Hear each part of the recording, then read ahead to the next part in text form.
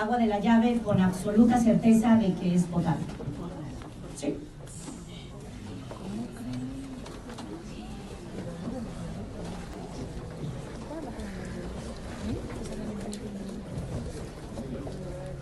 ¿Salud?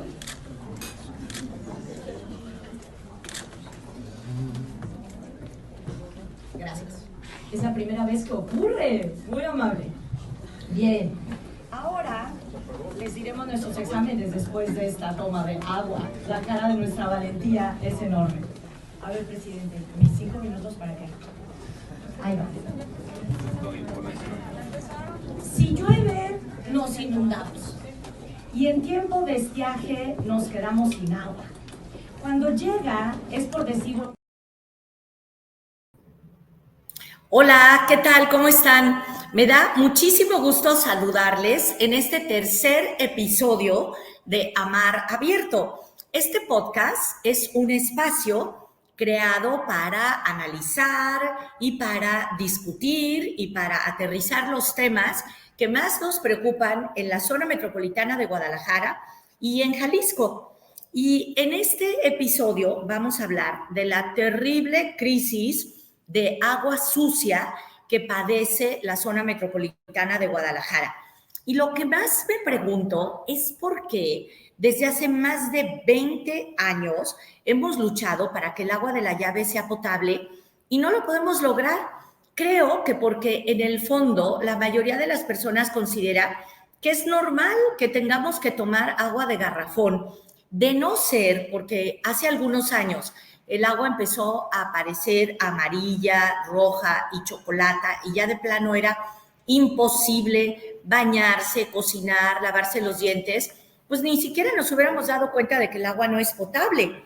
Ahora, ya sabemos que el hecho de que sea transparente, pues tampoco es sinónimo de que sea potable. Entonces, bueno, hoy vamos a conversar acerca de cómo logramos pensar no solamente en un agua limpia, sino en un agua digna, apta de consumo humano, para beber, para cocinar, porque más allá de los efectos económicos favorables que eso tendría para nuestra familia, porque gastamos más de 2.300 millones de pesos anuales en garrafones, pues lo que haríamos de ahora en adelante es estar a la altura de una ciudad civilizada que puede tomar agua del grifo. Así que, pues, bienvenidas y bienvenidos. Hoy le voy a dar la bienvenida a nuestro invitado, que es el doctor Josué Daniel Sánchez Tapetillo. Él es un experto en agua, específicamente en gestión de recursos híbridos. Hola, Josué, bienvenido, ¿cómo estás? ¿Qué tal, diputada? Muy buenas tardes. Qué gusto saludarla. Saludarte. Oye, pues como ya escuchaste en la introducción, nuestro tema central ha sido hablar del agua potable, específicamente en Guadalajara. Y no dudo que en otras partes del país siempre se piense que cuando es agua limpia, pues entonces le podemos dar un uso para todos los temas cotidianos, pero nunca pensamos en el uso más básico, que es beber agua de la llave. Quisiera que antes, como especialista, como ciudadano, me contestaras, ¿algunas veces has visto el agua de la llave y después pensaste que sí, que la podías beber? ¿Tú crees que eso es posible algún día? Sí, yo, por supuesto, de niño incluso llegué a tomar agua de la llave, jugando con los amigos en la calle, acalorados, corríamos al grifo y de repente tomábamos agua, ¿no? Y obviamente en aquellos tiempos eran otras condiciones, el tamaño de la ciudad, la población, la edad de la infraestructura, pues probablemente representaban menos riesgos. Obviamente, y bueno, en su momento, pues en casa me dijeron, no hagas eso, el agua de la llave no se toma, no te puede hacer daño, ¿no? Y yo creo, respondiendo a su pregunta, creo que en algún momento sí podría ser factible que podamos tomar el agua de la llave en el futuro, aunque en este momento las condiciones me parece que todavía están muy lejanas, ¿no? Se tienen que dar ciertas condiciones, voluntad política de los tomadores de decisiones, necesitamos muchos recursos técnicos y económicos para transformar de raíz el sistema de agua en nuestra ciudad para que pudiéramos llegar a eso, pero confío en que algún día nos toque verlo, y si no, pues ojalá que pronto, y si no, pues a nuestros hijos, que les toque a ellos a abrir la llave y tomarse un trago de agua, ¿no? No, pues yo estoy igual que tú. Claro que voy a seguir luchando hasta que logremos que el agua de la llave sea potable y cuanto antes. Pero fíjate que salimos a preguntarle a la gente aquí en la plaza qué opinaban. ¿Qué te parece que vamos a verlo? Adelante. A ver, ¿usted toma agua de la llave o de garrafón? Tomo agua del garrafón. De garrafón. De garrafón. ¿Y tú? De garrafón. Chica, ¿tomas agua de la llave o de garrafón? De garrafón. ¿Y por qué no toman agua de la llave? No tengo idea. Porque está muy contaminada, está muy sucia y además, aparte como que le echan mucho cloro. Porque sabe mal. ¿Y tú? Porque está contaminada. Tiene bacterias. Yo creo que porque como siempre hemos consumido del garrafón, así nos acostumbraron. ¿Y por qué no tomas agua de la llave? Porque está sucia, ¿no? Yo vi en la televisión y en las noticias que una persona fue a un laboratorio para que analizaran y resulta de que salió con excremento. Oigan, ¿y como cuánto gastan más o menos en garrafón ahorita? Pues poquito, como unos 50 pesos por semana. ¿Y tú? También, como 50 pesos. Un garrafón. ¿Y como cuántos gasta a la semana o al mes? El mes como 2. A la semana como unos 3. 50 pesos, creo que cuesta 50 pesos el garrafón, entonces 3 garrafones, supongo. ¿Como cuánto gastan garrafones más o menos? ¿Cuántos pesos a la semana? Más o menos. ¿Sí? Como unos 200 pesos. Sí, compramos como 4 garrafones. Oye, ¿y si alguna vez te dijeran que el agua de la llave es potable, ¿tomarías?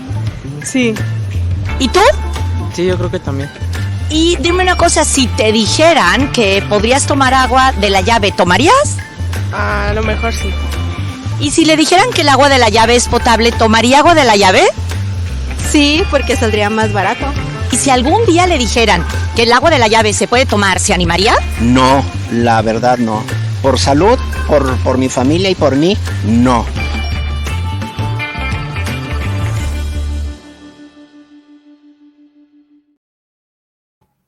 Ahí lo tienes. La gente gasta en garrafones, la gente no confía en el agua de la llave actualmente, pero si se le garantiza que es potable, mayoritariamente lo harían. Ahora sí, como experto, ¿cuál es la razón por la que el agua sale turbia y por qué el agua de la llave no es potable, a pesar de que el director del CIAPA asegura que sale potable de las plantas, valga la redundancia, potabilizadoras? Venga. Bien, yo considero que no hay una sola razón. Creo que es un tema que tiene un origen multifactorial y pues los problemas tendrían que ver con la antigüedad de la red, la infraestructura, el mal estado, la falta de mantenimiento, la calidad del agua con la que salen las plantas. Creo que potabilizadoras creo que tendría que revisarse de manera muy, muy cuidadosa, con lupa.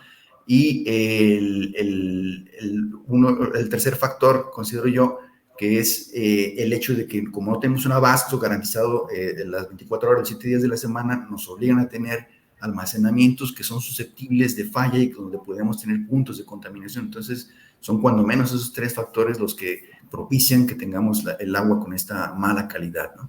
Bien, a partir de los puntos en los que se presentan las fugas, así como sale agua, también existe el riesgo de que regrese el agua hacia la red por esos mismos puntos por donde ya se propició un contacto del agua con el entorno, el suelo. Entonces puede regresar agua contaminada con el material, el propio suelo u otros contaminantes.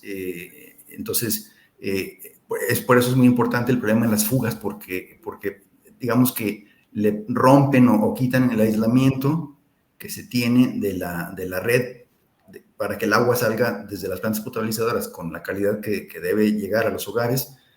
Al haber estas fugas, hay un punto en el que pierde el contacto con una superficie segura que garantice su calidad, ¿no? Entonces, ese es un factor también muy importante. La red está abandonada, le falta mantenimiento. Aquí incluso la producción podría apoyarnos con algunas fotografías, algunos videos, que generan que incluso hay sitios, esto la gente lo desconoce, pero hay sitios donde incluso las redes de agua pueden tener contacto con las aguas residuales. Esto es muy, muy grave. Eso es terrible. O sea, sí. que el agua limpia podría estar en contacto con el drenaje. Sí. En lo particular a mí me consta, yo a lo largo de mi trayectoria pues he hecho revisión de algunas redes o incluso hasta simplemente caminando por la vía pública. Hace un par de años compartí un post ahí en la red social X, donde me tocó ver que de una caja de válvulas de agua potable, donde se operan las válvulas con las que se cierran o se abren los tubos de agua, ahí se puede ver el video, estaba saliendo aguas residuales. Y esto se genera porque hay un contacto, hay sitios donde hay contacto entre ambas redes, la red de drenaje y la red de agua, sobre todo en las zonas bajas. Se necesita hacer un desfogue, un vaciado de la red para un mantenimiento. Entonces, toda esa agua la mandan a la red de drenaje, pero cuando, en este caso, lo que ocurrió fue que la red de drenaje se taponeó y entonces toda el agua se regresó a la caja de válvulas de la red de agua. Entonces, en esos sitios, si hay fugas o hay falta de unión hermética entre las tuberías de agua, perfectamente pueden entrar aguas residuales por ahí a la red, ¿no? Oye, pues eso es terrible. O sea, porque no solamente es que se meta a tierra, sino que incluso aguas residuales está gravísimo. O sea, eso puede generar una cantidad de infecciones de manera masiva.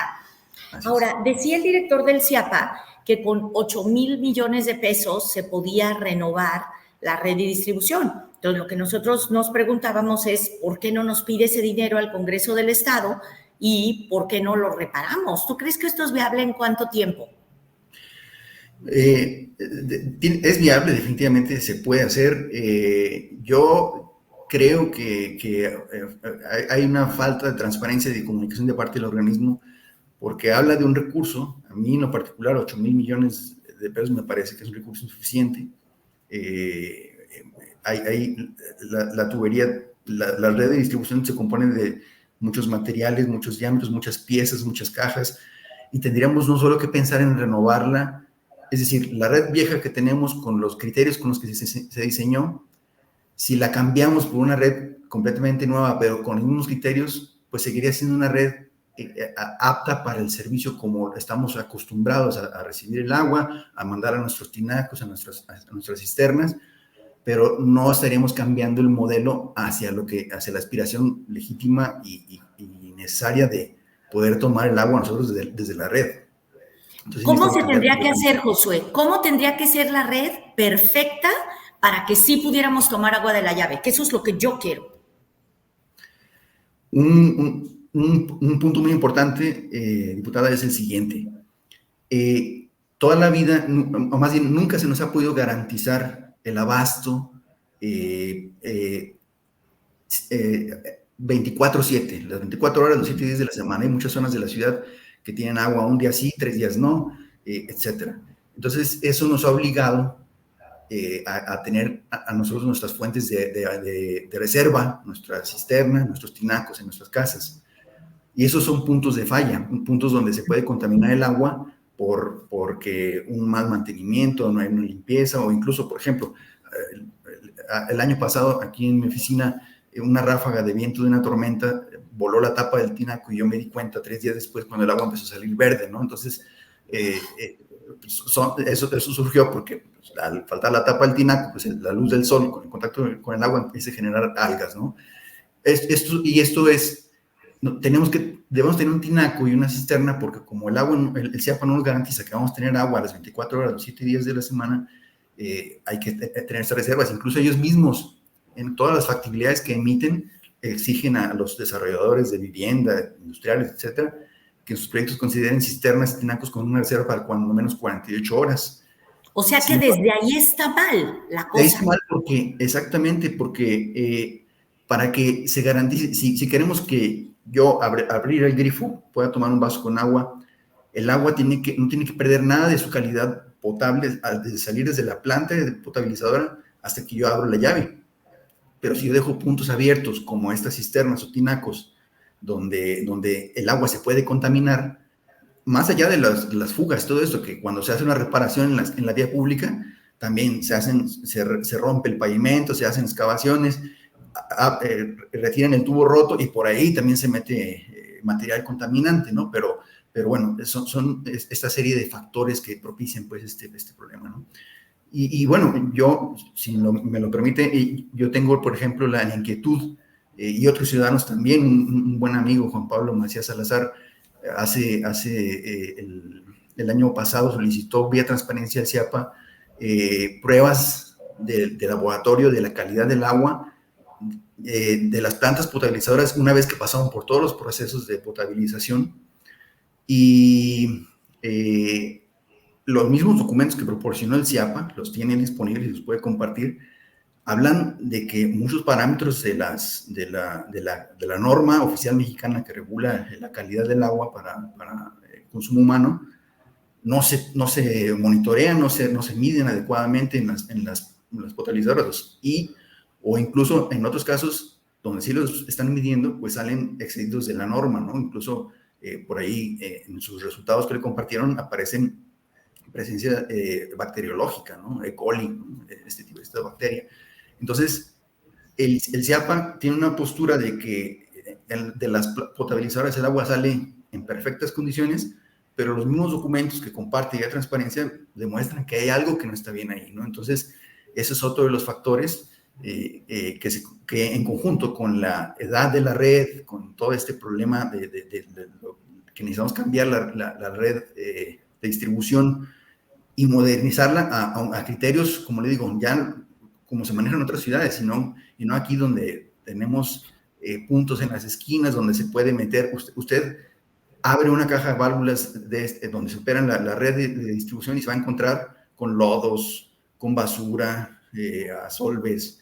Entonces, necesitamos cambiar, es decir, no sería nomás, voy a comprar un carro, porque mi carro ya está viejo, compro uno nuevo, pero es el mismo modelo de carro que me va a dar el mismo servicio, deficiente a lo mejor, y entonces tenemos que buscar algo que sea, que ya no propicie los problemas que tenemos ahora, ¿no? Claro. Oye, Josué, ¿y esa red es posible? O sea, supón tú lo que dijiste, que Sí. por fin alguien tiene la decisión política de cumplirle el derecho humano al agua a la ciudadanía. Porque no es ponerle florecitas de Nochebuena a una glorieta para que se vea bonita. Pues es algo elemental, es agua para tomar, para lavarse los dientes, para bañarse, para cocinar, para lavar. O sea, es algo fundamental. Supón tú que logramos tener la decisión política. ¿Cuánto dinero y en cuánto tiempo podríamos tener una red de distribución óptima para ser una ciudad de primer mundo? Muy buenas preguntas, muy complicada de responder, sobre todo lo que tiene que ver con cuánto dinero nos costaría. Yo le digo, lo que le puedo decir es, los 8,000 millones de pesos me parece que son insuficientes. Y creo que para poder responder esas preguntas adecuadamente necesitaríamos que el CIAPA no solo se le pregunte y diga 8,000 millones, porque eso, si dividimos esos 8,000 millones entre la longitud de la red, eso nos da 1,000 pesos por metro lineal de red para cambiarla. Pero esos 1,000 pesos tendrían que incluir, por ejemplo, si usted va a cambiar la red, pues es romper el pavimento por donde está la línea, hacer las excavaciones, retirar la red, volver a instalarla, rellenar, reponerle el pavimento, la tubería, los diferentes diámetros, las piezas, cambiar las cajas, etcétera. Yo creo que el monto debe estar, no sé, mínimo 3 o 4 veces arriba, pienso yo que pudiera andar de ese monto, pero para no especular tendríamos que contar con un plan maestro, con un proyecto ejecutivo y con un presupuesto y programas de obra debidamente sustentados, soportados técnicamente y calendarizados. Yo considero que el monto se tendría, como le digo, que analizar, pero al tiempo yo no creo que en menos de 10 años pudiéramos hacer una renovación integral del sistema para que tengamos el agua que merecemos en la ciudad. Pues es maravilloso. O sea, en realidad 10 años no es nada para resolver un problema tan grave. Además, las soluciones verdaderas de problemas tan complejos, pues no se pueden hacer en 6 meses. No, hombre, si tú me dices que cuesta el triple y que se resuelve en 10 años, yo pienso que es algo totalmente viable. y por lo que tendríamos que luchar, porque con eso se resolvería un problema fundamental. Si a mí me dijeras cuál es la nota de ese programa, es esa. No hay abasto permanente a una presión óptima 24 horas por 365 días del año. Eso hace que tengamos que tener aljibes y tinacos que ya no están en control de la autoridad. Y por otro lado, las plantas potabilizadoras, mentira, que todo el tiempo, todos los días, sacan agua potable de ahí. Y por otro lado, el cambio de presiones por esta falta de abasto permanente hace que las juntas tengan fugas permanentes. Y por otro lado, las cajas son viejas y en general tenemos un sistema obsoleto y antidiluviano. ¿Es eso? Es correcto, es totalmente, lo describió perfectamente, diputada. Bueno, Josué, tenemos que ir cerrando nuestro podcast y yo quisiera que todos quienes nos están escuchando estén pendientes de mis redes sociales, porque les dejé una petición de que nos envíen sus fotos o sus videos de cómo está saliendo el agua de su casa, de su colonia, en casa de sus papás, y dejemos por ahí la colonia de donde nos escriben para que en el siguiente episodio, que vamos a seguir hablando del tema, presentemos propuestas de solución, los presupuestos, qué se ha hecho, qué no se ha querido hacer para solucionar este problema tan importante en Guadalajara. Muchísimas gracias a todas y a todos los que ven Amar Abierto y nos vemos en el siguiente episodio. Muchísimas gracias, Josué. Gracias a usted, diputada. Gusto saludarla.